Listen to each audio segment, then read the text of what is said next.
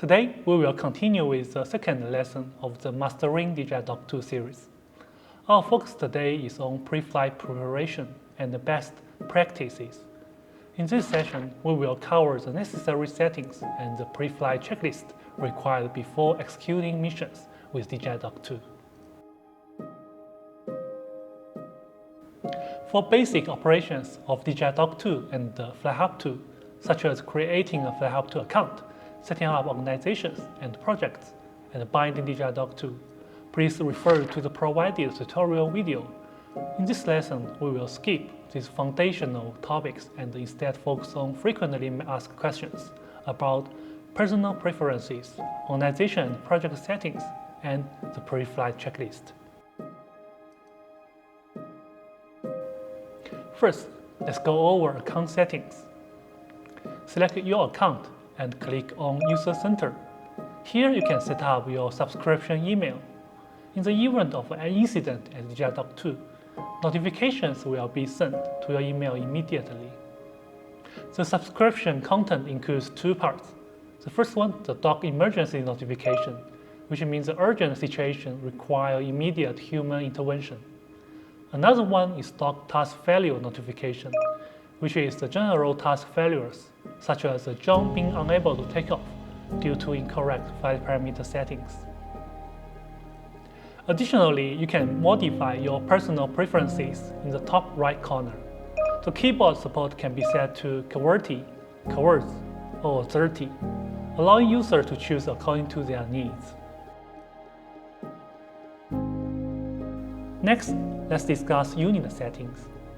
For example, if you are a user in the United States and need to use the Imperial system and Fahrenheit, you can go to My Organization, click on Organization Settings, and select Edit. From there, you can set the unit according to your preferences.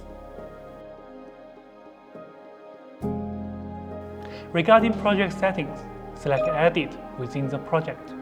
Typically, you will need to set basic information such as the project name, description, and the project center point. In this lesson, we will focus on weather-related flight restrictions, as this is an important topic with many inquiries.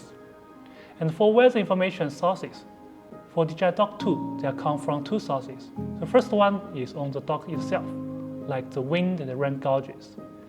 And another one is the local weather forecast data.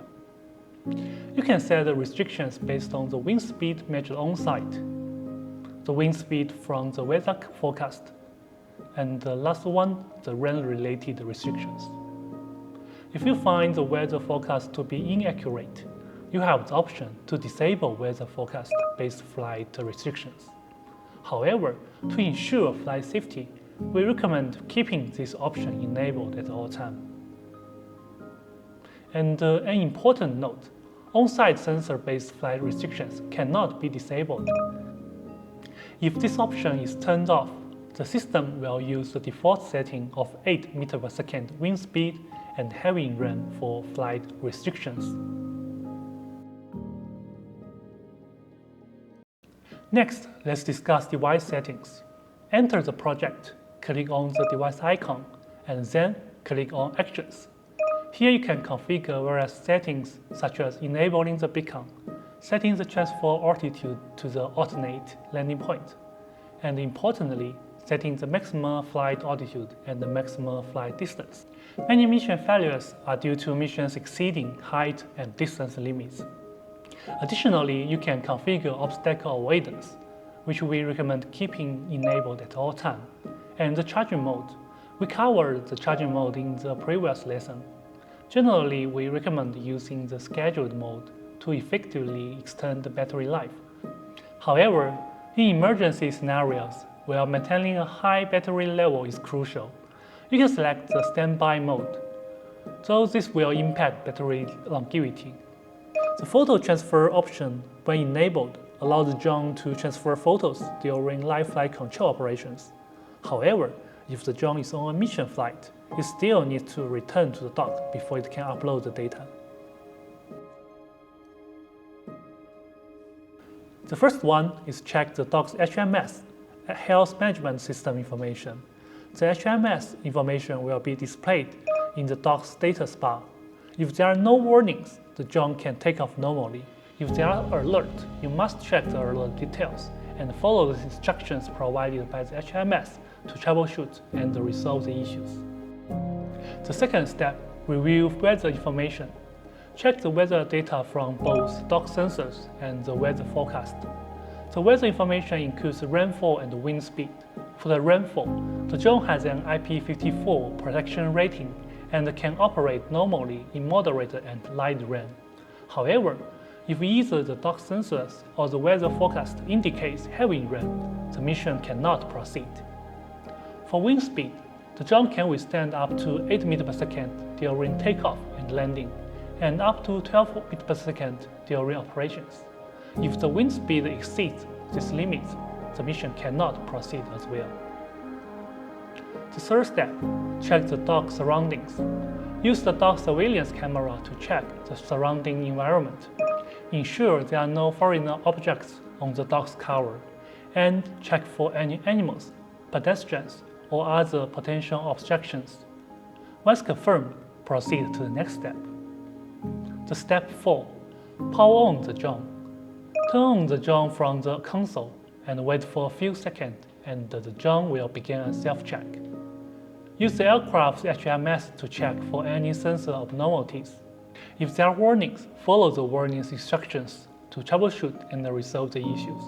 If there are no warnings, proceed to the next step. Remember to exit the debugging mode, as the drone cannot take off while in this mode. The step 5, the check battery level. Ensure the battery level is sufficient, as a low battery can affect the operation time. It is generally recommended to charge the battery to at least 90% before starting a mission. If the battery level is insufficient and the drone is not charging, for example, if using the scheduled mode and a mission needs to be executed immediately, you can manually trigger charging here,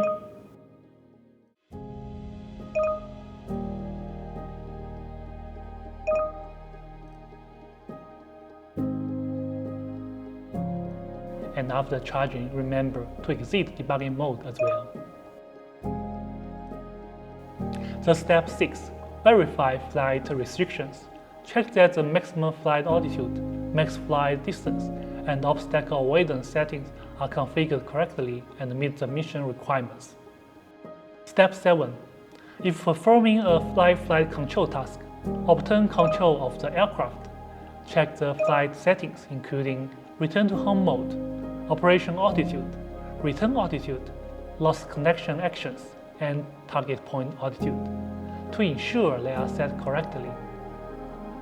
Step 8. If performing a mission flight, review the mission settings in the planning library. Check the precision mode, return altitude, lost connection actions, and other relevant settings. After completing these steps, you can proceed with the mission. Today's introduction has concluded. Next, my colleagues will continue to introduce safety-related features and workflows for various scenarios. Don't miss it. Thank you for your attention.